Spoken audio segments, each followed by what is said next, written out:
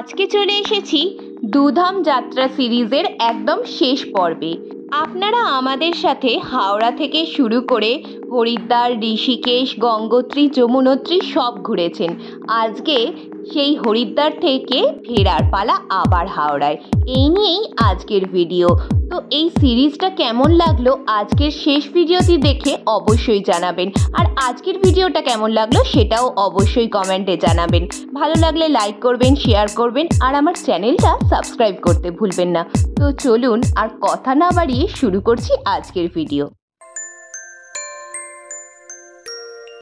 এখন আমরা হরিদ্বার স্টেশনে আছি, বাজে হচ্ছে 7টা। হরিদ্বার স্টেশন থেকে এবার আমরা আবার ট্রেন ধরে যাব দিল্লি।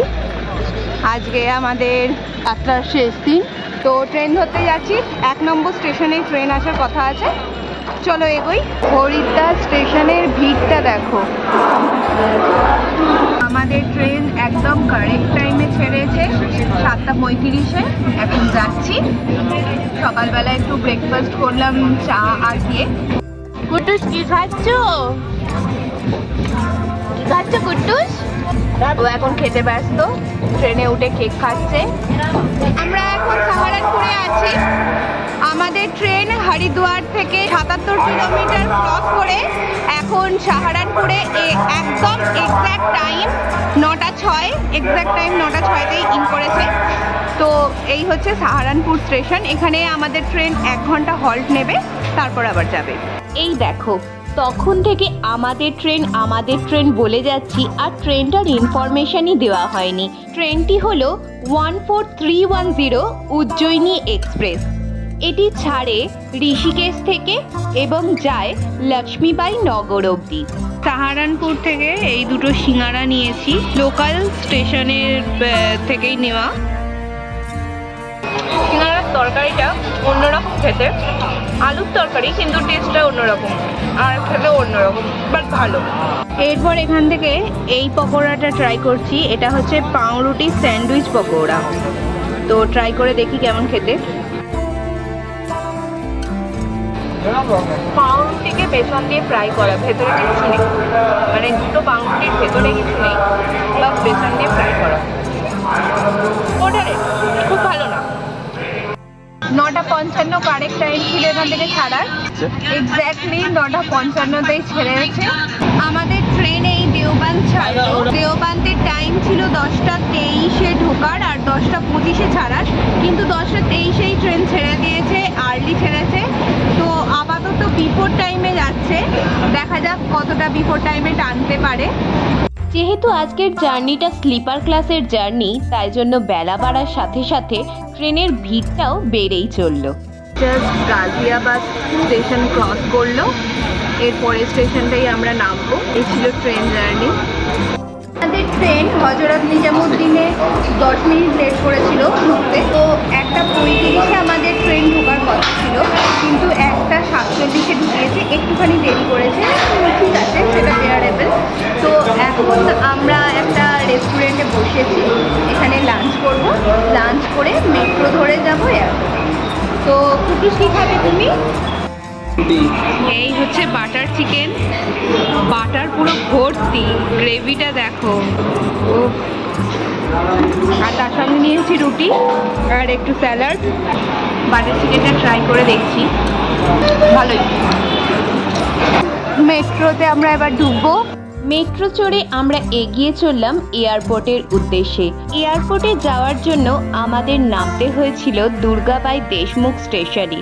এখানেই পিঙ্ক লাইন চেঞ্জ করে 15 মিনিট হাঁটার পর আমরা পেয়েছিলাম অরেঞ্জ লাইন, যেটাই করে আমরা গেলাম এয়ারপোর্টে।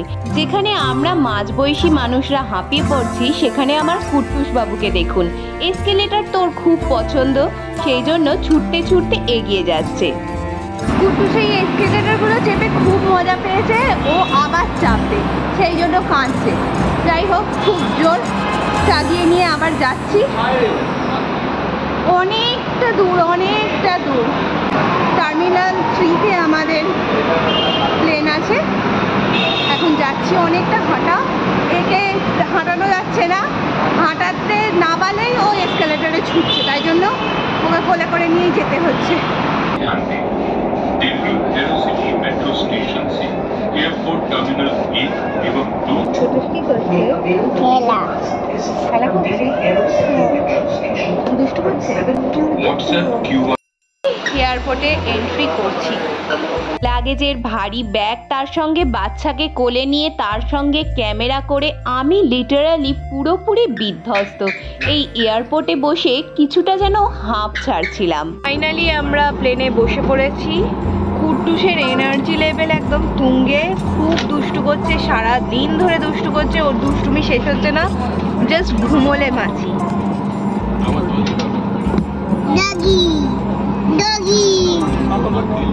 অবশেষে আস্তে আস্তে আমাদের প্লেন ছেড়ে দিল, কিন্তু ছাড়তে ছাড়তে দেখি প্লেন আবার দাঁড়িয়ে গেল। কি হলো কিছুই বুঝতে পারলাম না। তারপর দেখলাম প্লেন দাঁড়িয়ে অন্য একটি প্লেনকে আগে ঢুকতে দেওয়া হচ্ছে। আমাদের প্লেনটিকে তাই জন্য দাঁড় করিয়ে দেওয়া হয়েছে সিগন্যাল ক্লিয়ারের জন্য। তারপর আবারও সেই প্লেনটি ল্যান্ডিং হয়ে গেলে আমাদের প্লেন আবার টেক অফের জন্য রেডি হতে থাকলো। এই প্লেনেতে বসে বসে প্লেনের নামা ওঠা এই দুটোই কিন্তু দেখতে বেশ ভালোই লাগছিল। তারপর অবশেষে আমাদের প্লেনও জোরে ছুটতে চললো, আর কিছুক্ষণের মধ্যেই আমরা সবাই উঠে গেলাম আকাশেতে। যদিও রাত্রে প্লেন থেকে কিছুই বাইরের বিউটি সেরম দেখা যায় না, তবু এই ছোট ছোট জোনাকির মতো আলোগুলো দেখতে খারাপ লাগে না। কিছুক্ষণ ধরে এই প্লেনে বসে বসে এই জোনাকি আলো উপভোগ করতে থাকলাম। এবার আমার ভিউয়ার্স যারা পেরেন্ট আছো এবং ছোট বাচ্চা নিয়ে প্লেনে ট্রাভেল করতে চাও, তাদের জন্য একটা ইনফরমেশন। বাচ্চাকে সবসময় টেক অফ আর ল্যান্ডিংয়ের টাইমে ফিডিং করতে থাকবে। ও যেটা খেতে ভালোবাসে সেটাই খাওয়াতে থাকবে, সেটা লিকুইড ফর্মের ফুডই হোক কিংবা সলিড। তবে যদি বাচ্চা ঘুমিয়ে পড়ে সেক্ষেত্রে কিন্তু নিশ্চিন্ত, না খাওয়ালেও চলবে। আর 2 বছরের ঊর্ধ্বে বাচ্চার কিন্তু ফুল ভাড়া লাগে প্লেনেতে। আর এভাবেই 2.5 ঘন্টার জার্নির পর আমরা অবশেষে চলে এলাম কলকাতায়। এখানে প্লেনের লাগেজ খালি করা দেখছিলাম। তারপর আমাদের বাস চলে এলো, আর আমরা বাসে উঠে চলে এলাম এয়ারপোর্টে। এর আগে যতবার প্লেনে ট্রাভেল করেছি সাধারণত উইংস দিয়েই যাতায়াত করেছি, কিন্তু এবারে আমাদের জন্য এই বাসটা এসেছিল। আর এর মধ্যেতেই আমাদের এই বড় ট্রিপটি শেষ হলো। তার সঙ্গেই শেষ হলো আমাদের এই সিরিজটি। এই সিরিজটি কেমন লাগলো অবশ্যই জানাতে ভুলবেন না। আজ এইটুকুই, দেখা হবে আবার নতুন জায়গায় নতুন গল্প নিয়ে।